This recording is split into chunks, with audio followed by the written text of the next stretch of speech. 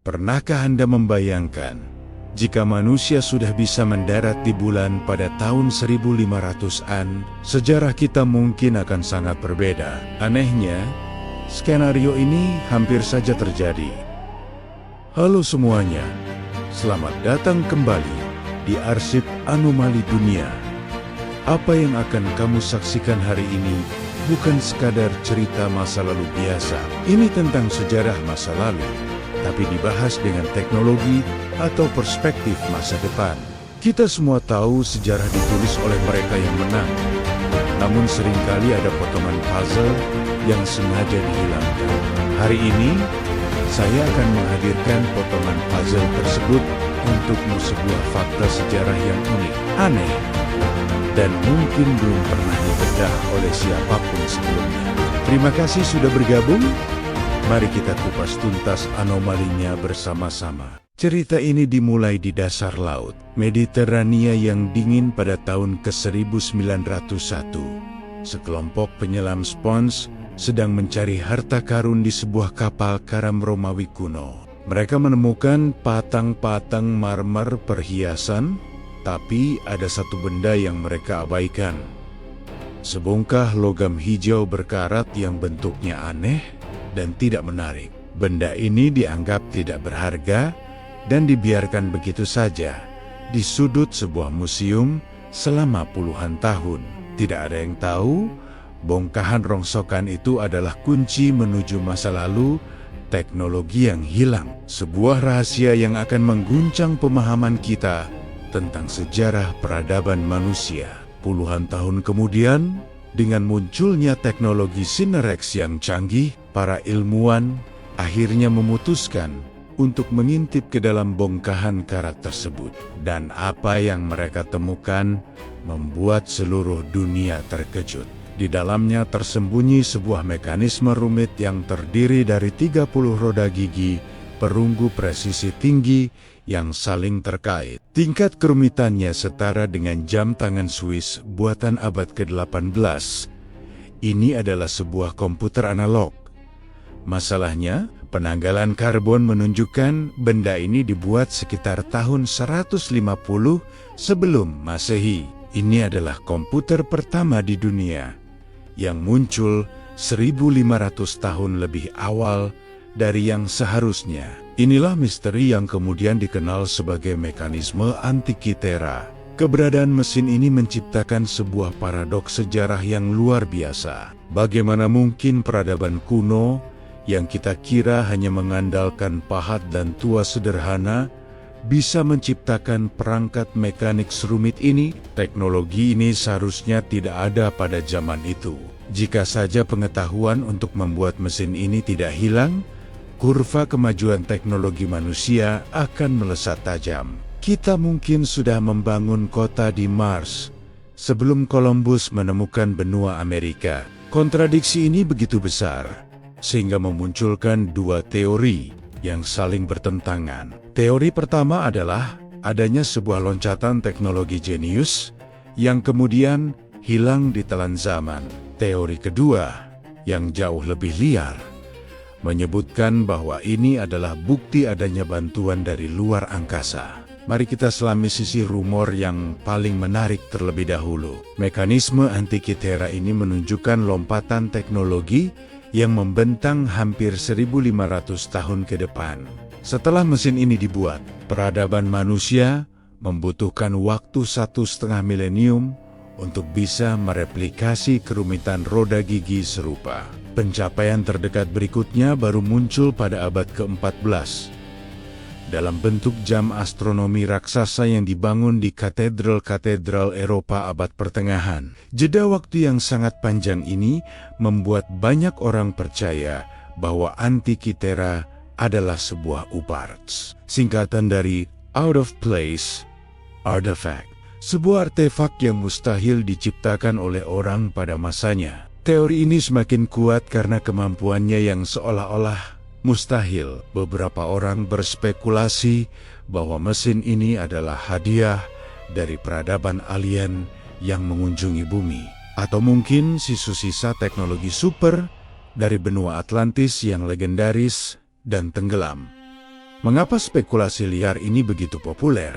Karena akurasi astronomisnya yang luar biasa. Mesin ini bukan hanya kalender biasa. Dengan memutar sebuah engkol, ia bisa memprediksi fase bulan secara akurat. Bukan hanya itu, ia bahkan bisa memprediksi kapan gerhana matahari dan bulan akan terjadi dengan akurasi hingga hitungan menit. Yang paling menakjubkan, alat ini mampu melacak orbit rumit dari 5 planet yang dikenal pada zaman kuno: Merkurius, Venus, Mars, Jupiter, dan Saturnus. Bahkan, ia memperhitungkan gerakan retrograde, yaitu saat planet tampak bergerak mundur di langit, sebuah konsep astronomi yang sangat kompleks. Bagaimana orang Yunani kuno bisa memahami semua ini tanpa teleskop? Namun, di tengah semua teori fantastis tentang alien dan Atlantis, arkeologi modern perlahan mulai menemukan jawaban yang lebih membumi. Meski tidak kalah menakjubkan, jawaban yang menunjuk pada kecerdasan manusia yang hilang, bukan bantuan dari langit. Banyak peneliti kini meyakini bahwa mekanisme Antikythera kemungkinan besar dibuat di sekolah milik Archimedes di Sisilia. Archimedes yang hidup sekitar 100 tahun sebelum mesin ini dibuat, dikenal sebagai seorang jenius matematika dan mekanik terhebat di dunia kuno. Ia menciptakan mesin-mesin perang dan perangkat astronomi yang jauh melampaui zamannya, seperti cakar raksasa yang bisa mengangkat kapal musuh dari air. Sayangnya, sebagian besar karya dan pengetahuannya hilang selamanya ketika ia dibunuh oleh seorang tentara Romawi saat kota Sirakyus jatuh. Mungkin saja Antikythera adalah karya dari salah satu muridnya yang melanjutkan warisan sang jenius. Dugaan bahwa ini adalah buatan manusia semakin kuat setelah para ilmuwan menemukan sebuah fitur yang sangat khas manusia di dalam mesin tersebut. Salah satu penunjuk pada mesin ini ternyata bukanlah untuk melacak bintang atau planet, melainkan untuk menghitung siklus 4 tahunan pesta olahraga Olimpiade kuno. Ini adalah bukti kuat bahwa mesin ini dirancang dan digunakan oleh manusia untuk kepentingan sosial dan religius mereka sendiri. Ini bukan sekadar alat navigasi canggih milik alien, tetapi sebuah kalender sosial yang penting bagi masyarakat Yunani. Bayangkan, sebuah perangkat yang bisa memberitahu Anda kapan harus bersiap untuk acara olahraga terbesar di dunia mereka. Lebih jauh lagi, analisis matematika pada rasio antar roda giginya menunjukkan sebuah koneksi yang menarik. Perhitungan yang digunakan untuk merancang gigi-gigi tersebut ternyata berasal dari pengetahuan astronomi bangsa Babilonia. Orang Yunani yang pada saat itu adalah ahli rekayasa logam dan mesin, tampaknya menggabungkan teori matematika canggih dari Babilonia dengan keahlian mekanik mereka sendiri. Hasilnya adalah sebuah sintesis ilmu pengetahuan yang luar biasa, sebuah mahakarya kolaborasi intelektual lintas peradaban. Jadi, jika mesin ini adalah puncak kecerdasan manusia, mengapa teknologi secanggih ini bisa hilang selama 1500 tahun?